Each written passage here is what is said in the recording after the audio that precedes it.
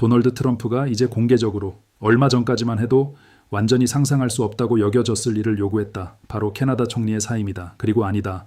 이것은 어딘가 닫힌 문 뒤에서 벌어진 일이 아니었다. 은밀한 전화 통화에서 나온 것도 아니고 비공식 채널을 통해서도 아니며 누군가 흘린 메모를 통해 나온 것도 아니었다. 그것은 전 세계가 지켜보는 가운데 생중계된 기자회견에서 카메라 앞에서 벌어졌다. 트럼프는 요지상 이렇게 말했다. 카니는 사임하고 실제로 미국과 협력하려는 사람에게 자리를 내줘야 한다. 그리고 바로 이 지점에서 이 순간이 왜 그렇게 폭발적인지 분명해진다. 왜냐하면 트럼프가 이어서 이렇게 덧붙였기 때문이다. 캐나다는 그의 메시지에 따르면 새로운 지도부가 필요하다. 그리고 마크 카니가 재임하는 한 미국은 더 이상 캐나다와 외교적으로 협력하지 않을 것이다. 이 말을 정말로 차분히 곱씹어 보라. 현직 미국 대통령이 동맹국에 민주적으로 선출된 정부 수반이 제거되어야 한다고 공개적으로 요구한 것이다. 이것은 더 이상 평범한 말실수가 아니다. 단순히 도발적인 표현도 아니다. 역사적 규모의 선을 넘은 일이다. 그리고 그 다음 캐나다의 답변이 나왔다. 그것은 조심스럽지도 신중하게 재는 태도도 유보적이지도 않았고 카니가 지금까지 자주 보여주던 차가운 관료적 언어도 아니었다. 캐나다는 최대한 강경하게 대응했다. 단 48시간 안에 캐나다 의회는 만장일치로 주권 결의안을 통과시켰다. 만장일치, 모든 정당, 모든 의원, 반대표 없음. 0표. 동시에 캐나다는 미국으로 향하는 모든 에너지 수출을 중단했다. 석유, 가스, 전기, 전부. 그리고 양국 관계 155년 역사상 처음으로 캐나다는 공식적으로 미국과의 외교 관계를 단절했다. 동시에 여러 국가는 트럼프의 요구를 캐나다의 민주적 주권에 대한 공격으로 공식 규탄했고 워런 버핏은 망치처럼 내려치는 한 문장으로 이를 정리했다. 트럼프는 경제든 정치든 사람이 할 수 있는 가장 위험한 실수를 방금 저질렀다는 것이다. 그는 상대편의 정체성을 공격했고 바로 그 이유 때문에 버핏에 따르면 트럼프는 카니를 약화시킨 것이 아니라 무적에 가깝게 만들었다. 하지만 이 장 전체를 규정하게 될 문장은 5단어다. 5단어, 카메라를 똑바로 바라보며 미국 대통령에게 직접 전한 말. 민주세계 전체에서 이미 인용되고 있는 5단어. 나는 당신을 위해 일하지 않습니다. 그리고 믿어도 좋다. 이제 곧 트럼프가 배후에서 무슨 말을 했다고 전해지는지, 왜 의회 전체가 카니를 당열해 방어했는지, 그리고 이 전면적인 에너지 봉쇄가 겨울에 집을 난방해야 하는 모든 미국인에게 무엇을 의미할 수 있는지 듣게 되면 이것이 단순히 미국과 캐나다 관계의 또 다른 저점이 아니라는 점이 분명해질 것이다. 이것은 현대사에서 가장 심각한 외교적 오판 중 하나로 기록될 수 있다. 먼저 트럼프가 정확히 무엇을 말했는지 아주 자세히 살펴보자. 이런 순간에는 정말 모든 세부 사항이 중요하기 때문이다. 단어가 중요하고 장소가 중요하고 연출이 중요하며 거의 그보다 더 중요한 것은 배후에서 동시에 진행되었다고 알려진 일이다. 트럼프의 발언은 백악관 브리핑룸에서 나왔고 결정적인 점은 그가 단순히 직접적인 질문에 답한 것이 아니라 스스로 그 주제를 꺼냈다는 점이다. 그는 카메라를 바라보며 이렇게 선언했다. 캐나다는 새로운 지도부가 필요하다. 카니는 캐나다의 재앙이고 관계의 재앙이며 트럼프의 표현대로라면 솔직히 세계의 재앙이다. 그는 즉시 사임하고 정말로 미국과 협력하려는 사람, 캐나다의 친구가 누구인지 이해하는 사람에게 자리를 내줘야 한다. 그리고 트럼프는 한 걸음 더 나아갔다. 카니가 권력을 잡고 있는 한 미국은 캐나다와 외교적으로 관여하지 않을 것이라고 했다. 이 나라와 미국 국민을 존중하지 않는 사람과는 협상하지 않겠다는 것이다. 그리고 바로 이 언어 속에 이 격화의 배후에 있는 세계관 전체가 이미 담겨 있다. 마치 캐나다의 정치 지도부가 워싱턴에서 배분되는 것인 양 누군가가 대신 들어서야 한다는 생각. 미국과 협력하려는 사람이라는 말은 캐나다 총리의 임무가 캐나다를 섬기는 것이 아니라 미국의 이익을 따르는 것인 양 들린다. 카니가 재임하는 한 이것은 더 이상 정치적 이견이 아니라 최후 통첩이다. 그것도 어떤 구체적 조치나 협상 가능한 단계에 묶인 최후 통첩이 아니다. 아니다. 그것은 한 사람의 제거에 직접 연결되어 있다. 그리고 바로 이 지점에서 이 전체 이야기는 완전히 다른 범주로 넘어간다. 이것은 전형적인 무역 요구도 정상적인 정치적 다툼도 거칠지만 결국은 외교적 권력 싸움도 아니었기 때문이다. 그것은 현직 미국 대통령이 동맹국의 민주적으로 선출된 지도자가 사라져야 하며 더 수능적인 사람으로 대체되어야 한다고 공개적으로 선언한 일이었다. 보도에 따르면 배후 압박은 훨씬 더 나아갔다고 한다. 트럼프는 가까운 참모들에게 카니를 정치적으로 깨뜨려야 한다고 말했다고 전해진다. 바로 그 단어가 나왔다고 한다. 깨뜨리다. 그 뒤에 논리는 잔혹할 정도로 단순했다. 충분한 경제적 압박과 공개적 굴욕을 결합하는 것. 그러면 어느 순간 카니의 당 내부가 불안해질 것이다.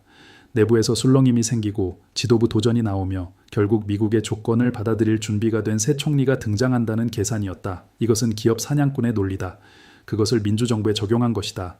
목표를 식별하고 압박을 구축하고 이사회가 굴복하게 만들고 새 경영진을 설치한다. 다만 이번 경우 목표는 기업이 아니었다. 그것은 주권 국가였고 이사회는 3,800만 시민이었다. 캐나다 주재 미국 대사에게는 오타와의 야권 인사들에게 무역 정상화가 지도부 교체와 연계될 수 있다는 사실을 알리라는 신호가 전달되었다고 한다.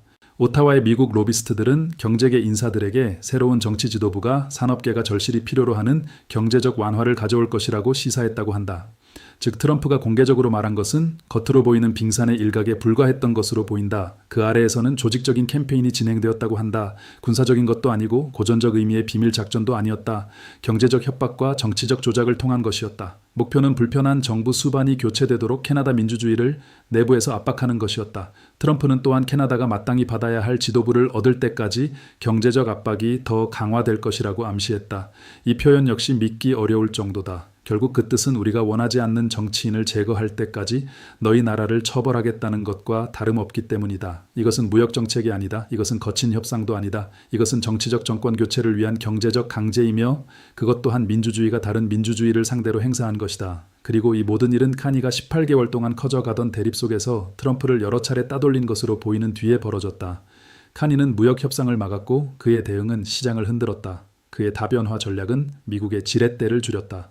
그의 북극 프레임워크는 그린란드 계획을 막았다. 그의 부패 폭로는 미국 정부를 국제적으로 훼손했다. 그래서 트럼프의 요구는 결국 전략이라기보다 여러 번 패배한 남자가 어느 순간 이런 결론에 도달한 데서 나온 좌절처럼 보인다. 문제는 내 노선이 아니다. 문제는 반대편에 있는 사람이다. 그리고 그를 이길 수 없다면 제거하려고 해야 한다. 바로 그렇기 때문에 이 순간은 이 갈등에서 이전에 일어난 모든 일과 근본적으로 다르다. 지금까지 이 분쟁의 조치들은 캐나다의 이익, 무역이익, 에너지이익, 금융이익, 영토이익, 원자재 이익을 겨냥했다. 그 모든 것은 심각하다. 그 모든 것은 실제 피해를 준다. 하지만 본질적으로 그런 것들은 협상 가능하다. 국가는 관세를 견딜 수 있고 무역을 우회할 수 있으며 새로운 파트너를 찾을 수 있고 압박을 흡수하고 전략을 조정할 수 있다. 그러나 이제 갑자기 전혀 다른 문제가 되었다. 이제 더 이상 캐나다의 이익에 관한 문제가 아니었다. 캐나다 민주주의 자체에 관한 문제가 되었다. 무역 정책도 아니고 경제 구조도 아니며 전략적 파트너십도 아니라 캐나다인들이 자신의 정부 수반을 스스로 결정할 권리에 관한 문제다. 그리고 이것은 평범한 정치적 이익이 아니라 존재론적 원칙이다. 한 나라의 무역 정책을 공격하면 협상이 시작된다. 그러나 한 나라가 자신의 지도자를 스스로 선택할 권리를 공격하면 원칙의 갈등이 시작된다. 군사전쟁은 아닐 수 있지만 진정한 중간지대가 없는 싸움이다. 민주주의를 지키거나 그 공동화를 받아들이거나 둘 중 하나다. 그 사이에는 아무것도 없다. 국제법 전문가들은 몇 시간 안에 트럼프의 요구를 규탄했다. 유엔 헌장 제2조 7항은 주권국의 국내 문제에 대한 간섭을 명시적으로 금지한다. 예일의 한 교수는 이를 제2차 세계대전 이후 주요 민주주의 국가 지도자가 저지른 비간섭 원칙의 가장 노골적인 위반이라고 말했다. 전 영국 외무장관은 냉전 중에도 서방정부 수반이 다른 서방정부 수반의 사임을 공개적으로 요구한 적은 없었다며 이는 전례 없는 일이라고 설명했다. 그리고 바로 이 지점에서 동맹국들도 여기서 실제로 무엇이 걸려 있는지 깨달았다. 왜냐하면 워싱턴이 오늘 캐나다 총리의 사임을 공개적으로 요구한다면 내일 독일 총리나 프랑스 대통령 혹은 미국 정책에 반대하는 다른 동맹국 지도자에게 똑같은 일을 시도하지 못하게 할 것은 무엇인가? 그리고 바로 여기서 트럼프가 분명히 완전히 과소평가한 부분이 시작된다. 이 공격으로 그는 카니를 약화시키지 않았다. 그는 캐나다 전체를 하나로 묶었다. 트럼프가 민주적으로 선출된 총리의 사임을 공개적으로 요구한 순간 캐나다에서는 워싱턴을 어떻게 다룰 것인가에 대한 모든 국내 정치 논쟁이 사실상 한순간에 부차적인 문제가 되었기 때문이다. 그전에는 당연히 논쟁이 있었다. 어떤 이들은 계속 협상하기를 원했고 양보를 통해 상황이 안정되기를 바랐다. 다른 이들은 카니의 노선이 너무 강경하고 너무 위험하며 너무 대립적이라고 보았다. 또 다른 이들은 그의 다변화 전략이 너무 빠르게 진행되고 있으며 캐나다 경제 자체에 부담이 될 수 있다고 경고했다. 그것들은 정상적이고 정당한 민주적 논쟁이었다. 자유로운 나라는 그렇게 작동한다. 그리고 그렇게 작동해야 한다. 하지만 외국 대통령이 캐나다의 정부 수반을 제거하라고 공개적으로 요구한 바로 그 순간 이 모든 논쟁은 단번에 부차적인 것이 되었다. 갑자기 관세율도, 운송회랑도, LNG도, 원자재도, 전기요금도, 군사협력도 더 이상 핵심이 아니었다. 갑자기 하나의 문장, 하나의 원칙이 핵심이 되었다. 캐나다의 민주주의는 미국의 유보 조건 아래 있지 않다. 그리고 바로 그래서 트럼프가 분명히 전혀 계산하지 못했던 일이 벌어졌다. 카니의 정치적 반대자들, 보수파 자유주의자 지역 대표들, 수년간 그를 공격하고 맞서고 정치적으로 몰아붙였던 사람들이 이 한 지점에서 즉시 뭉쳤다. 그들이 갑자기 카니가 한 모든 일에 동의하게 되었기 때문이 아니다. 그의 전체 의제가 갑자기 신성불가침이 되었기 때문도 아니다. 그가 직위에 남거나 선거로 물러나는 권리는 워싱턴에서 오는 것이 아니라 캐나다에서, 시민들의 표에서, 민주적 절차에서 나오기 때문이다. 이 순간부터 카니의 사임을 요구하는 어떤 야당 정치인도 트럼프의 요구를 받아들이는 것처럼 보였을 것이다. 그리고 정치적으로 그것은 유독했을 것이다. 어느 주 출신이든 어느 정당이든 어느 선거구이든 어떤 캐나다 정치인도 그것을 무사히 견뎌내지 못했을 것이다. 트럼프는 카니를 약화시키려 했다. 실제로는 그를 민주세계에서 정치적으로 가장 강하게 보호받는 정부 수반으로 만들었다. 그의 지지율은 치솟았다. 그의 반대자들은 그 자신이 아니라 트럼프에 의해 무력화되었다. 그의 위임은 선거 당일보다 갑자기 더 강해 보였다. 그를 깨뜨리려던 공격이 그를 정치적으로 거의 공격 불가능한 존재로 만들었다. 그 다음 카니는 의회 앞에 섰고 거기서 무언가가 변했다. 이 전체 대립에서 처음으로 그곳에는 냉정한 기술 관료만 있었던 것이 아니고 정밀한 분석가만 있었던 것도 아니며 계산과 대응 조치에 사람만 있었던 것도 아니었다. 무대는 하원이었다. 모든 좌석이 찼고 방청석도 가득했으며 온 나라가 지켜보고 있었다. 카니는 연단에 섰고 그의 익숙한 통제된 객관성은 여전히 있었지만 이제 그것은 더 깊은 무언가, 더 개인적인 무언가와 연결되어 있었다. 맹목적인 분노가 아니라 여기서 공격받은 것이 단지 그의 정부만이 아니라 그의 나라의 민주적 기본 질서라는 것을 정확히 아는 사람의 날카로운 명료함이었다. 그는 트럼프로 시작하지 않았다. 그는 캐나다인들로 시작했다. 요지상 이렇게 말했다. 나는 캐나다 국민에게 직접 말하고 싶습니다. 여러분이 나를 선택했습니다. 나는 여러분의 뜻에 따라 봉사하며 여러분이 내가 이 직위를 떠나야 한다고 결정하는 날 이 직위를 떠날 것입니다. 그보다 하루도 빠르지 않으며 외국 정부가 요구해서는 절대 아니다. 그의 목소리는 차분하고 거의 차가웠지만 모든 단어에는 무게가 있었다. 여러분의 목소리가 여러분의 힘입니다. 여러분의 민주주의는 여러분의 유산입니다. 그것은 세대에 걸쳐 세워지고 방어되고 지켜져 왔습니다. 캐나다인들이 스스로 자신의 지도부를 결정할 수 있도록 말입니다. 외국 정부가 아니라 외국 대통령이 아니라 외국의 경제적 압박이 아니라. 그런 다음 그는 카메라를 향해 몸을 돌렸고 그의 어조는 통제력을 한 번도 잃지 않은 채 더 분명하고 더 날카롭고 더 직접적으로 변했다. 그는 미국 대통령에게 요지상 이렇게 말했다. 민주적 책임이라는 원칙이 현재의 통치 방식에서는 낯설 수 있겠지만 그것이 캐나다에서 어떻게 작동하는지 기꺼이 설명하겠습니다. 캐나다에서는 정부가 시민들에 의해 선출됩니다. 정부는 그 시민들을 위해 봉사합니다. 정부는 그 시민들에게 책임을 집니다. 외국 대통령에게도 아니고 무역 위협에도 아니며 경제적 강제에도 아니고 기자회견에서 카메라 앞에 대고 말하는 요구에도 아닙니다. 그러고는 잠시 침묵이 찾아왔다. 온 회의장이 숨을 멈추는 그런 침묵이었다. 그리고 그 5단어가 나왔다. 나는 당신을 위해 일하지 않습니다. 다시 침묵. 이어 카니가 덧붙였다. 나는 그들을 위해 일합니다. 그는 의원들을 가리켰고 그들은 캐나다 국민을 위해 일합니다. 그리고 캐나다 국민은 어떤 외국 권력의 허락도 승인도 간섭도 없이 자신의 정부를 선택할 권리가 있습니다. 이 권리는 당신의 대통령직 이전에도 존재했고 당신의 대통령직 이후에도 존재할 것이며 결코 협상의 대상이 되지 않을 것입니다. 그 뒤에는 경고가 이어졌다. 완전히 카니다운 방식으로 조용하고 통제되어 있었지만 최대한 강경했다. 오늘 일어난 일은 그는 요지상 말했다. 협상 전술이 아닙니다. 그것은 지구상의 모든 민주주의의 근본 원칙에 대한 공격이며 캐나다의 대응은 이 공격의 중대성을 반영할 것입니다. 일반적인 무역 분쟁의 중대성이 아니라 민주적 자기결정에 대한 공격의 중대성입니다. 이제 이어질 조치들은 어떤 경제적 불만에 맞춘 것이 아니라 방어되는 원칙에 맞춘 것이라고 했다. 그리고 그 원칙, 자유로운 국민이 자신의 정부를 스스로 선택할 권리는 이 나라가 가진 모든 것으로 방어할 가치가 있다고 했다. 기립박수는 몇 분간 이어졌다. 하원의 양측이 모두 일어섰다. 수년간 카니를 정치적으로 공격해온 정치인들이 이제는 자신들 자신의 정치적 존재의 토대를 방어한 한 문장에 박수를 보냈고 몇 분 안에 나는 당신을 위해 일하지 않습니다가 전 세계적으로 트렌드가 되었다. 곧이어 그것은 민주세계 주요 신문의 한 면에 올랐다. 국제 언론은 그것을 한 대륙을 새로 정의한 5단어라고 불렀다. 그리고 그 다음 캐나다의 답변이 나왔다. 표현은 잔혹하지 않았지만 효과는 잔혹했다. 48시간 안에 4가지 조치가 발표되었고 그것들은 합쳐져 동맹 민주국가들 사이에서 상상할 수 있는 가장 강경한 대응 중 하나가 되었다. 첫째, 캐나다 의회는 주권과 민주적 독립에 관한 긴급 결의안을 통과시켰다. 표결 결과는 만장일치 330표였다. 모든 정당, 모든 의원. 이 결의안은 외국 정부가 캐나다 지도부 선택에 영향을 미치려는 모든 시도는 캐나다의 민주적 주권에 대한 적대적 간섭으로 평가된다고 공식 선언했다. 동시에 정부는 이에 대응하기 위해 필요한 모든 경제적, 외교적, 안보적 조치를 취할 권한을 부여받았다. 다당제 민주주의에서 만장일치 표결은 거의 정치적 기적이다. 이런 일은 어떤 이념적 차이보다 더 큰 것이 걸려 있을 때만 일어난다. 바로 이 경우가 그랬다. 둘째, 핵무기급 경제 옵션이 나왔다. 상징적 방역도 아니고 부분적 조치도 아니며 개별 산업에 대한 정교한 징벌도 아니었다. 미국으로 향하는 모든 에너지 수출의 완전한 중단이었다. 석유, 천연가스, 전기, 수력발전 전부 줄인 것도 아니고 감축한 것도 아니며 완전히 멈춘 것이다. 캐나다는 미국 원유 수입에 엄청난 비중을 공급하고 일부 국경 지역에서는 사실상 수입 전력의 전부를 공급한다. 이것은 추상적 통계가 아니다. 뉴잉글랜드 수백만 가구의 난방 에너지다. 국경주들의 핵심 인프라를 위한 전력이다. 중서부 공장들의 가스다. 5대에서 멕시코만에 이르는 정유소들의 원유다.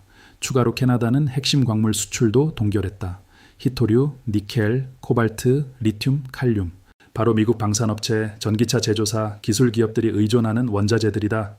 동시에 공동경제 프로그램과 국경 간 인프라 프로젝트도 중단되었고 그 다음 많은 사람들이 처음에는 전혀 예상하지 못했던 조치가 나왔다. 캐나다는 유럽과 아시아로 향하는 미국 민항기의 자국 영공 통과를 막았다. 미국 동부의 수많은 노선은 이 항로에 의존하고 있다. 우회는 더 긴 비행시간, 더 높은 연료비, 더 많은 지연, 더 많은 운영 차질, 그리고 동부 해안 국제 허브에 대한 막대한 압박을 의미한다. 셋째, 카니는 국제적 동원을 시작했다. 그는 G7 정부 수반들, 나토 파트너들, 영연방 국가들과 전화 통화를 했다. 매우 짧은 시간 안에 유럽, 영국, 호주, 일본, 한국 및 수많은 다른 나라들에서 공동 성명이 나왔다. 메시지는 어디서나 같았다. 어떤 민주주의도 다른 민주주의에 누구를 선출하거나 직위에 유지해야 하는지 지시할 권리가 없다. 유엔 사무총장도 주권적 비간섭 원칙을 공개적으로 재확인했다. 총 43개국이 트럼프의 시도를 공식적으로 규탄했다. 이로써 분명해졌다. 트럼프는 카니만 공격한 것이 아니라 세계 모든 민주주의가 의존하는 원칙을 공격한 것이다. 넷째, 캐나다는 미국과의 외교관계를 공식적으로 단절했다. 단순한 격하도 아니고 상징적 항의도 아니며 카메라를 위한 제스처도 아닌 완전한 단절이었다. 워싱턴의 대사관은 폐쇄되었다. 외교관들은 철수했고 영사 서비스는 중단되었다. 158년 동안 세계대전, 냉전, 쿠바 위기, 베트남, 이라크, 아프가니스탄, 그리고 아무리 깊은 대서양 동맹의 위기 속에서도 캐나다와 미국은 외교 관계를 유지해왔다. 이 역사적 연속성은 평범한 무역 갈등 때문에 끝난 것이 아니라 주권 국가가 자신의 정부 수반을 스스로 결정할 권리에 대한 공격 때문에 끝났다. 그리고 그 다음 워런 버핏이 이 순간을 가장 정확하게 묘사했다는 평가를 받은 분석을 내놓았다. 요지상 그는 이렇게 말했다. 70년 동안 경제를 하며 나는 예외 없이 적용되는 한 가지 규칙을 배웠다. 절대로 상대방의 정체성을 공격하지 말라. 그들의 입장을 공격할 수는 있다. 그들의 숫자의 이의를 제기할 수는 있다. 그들의 시장에 도전할 수는 있다. 그들을 앞지르고 우회하고 압박할 수는 있다. 하지만 그들이 누구인지, 그들의 정당성, 스스로 자신에 대해 결정할 권리를 공격하는 순간 당신은 진 것이다. 왜냐하면 정체성은 사람들이 끝까지 싸우는 단 하나의 지점이기 때문이다. 버핏은 이를 카니에게 직접 적용했다. 카니는 단지 어떤 정치인이 아니라 민주적으로 선출된 정치인이다. 따라서 그의 사임을 요구하는 것은 무역상의 수나 외교적 책략이 아니라 민주적 절차 자체에 대한 공격이라는 것이다. 그리고 어떤 민주주의가 자신의 지도자를 스스로 선택할 권리를 공격하면 그 지도자를 약화시키는 것이 아니다. 그를 공격 불가능하게 만든다. 그때부터 정부 수반을 방어하는 것은 동시에 민주주의 자체를 방어하는 것이 되기 때문이다. 버핏은 더 나아갔다. 경제와 정치에서 가장 위험한 것은 상대에게 도덕적 명료성을 선물하는 것이라고 했다. 이 격화 전까지 캐나다는 전략적으로 냉정하고 계산적이며 합리적으로 행동했다. 영리한 수, 효율적인 수, 그러나 결국 계산에 따른 조치들이었다. 하지만 이제 갈등은 도덕적인 것이 되었다. 캐나다는 더 이상 관세율이나 시장 접근을 두고 싸우지 않는다. 캐나다는 자신의 지도부를 스스로 결정할 권리를 위해 싸운다. 그리고 사람들은 이익만을 위해서가 아니라 원칙을 위해 싸울 때 다르게 싸운다.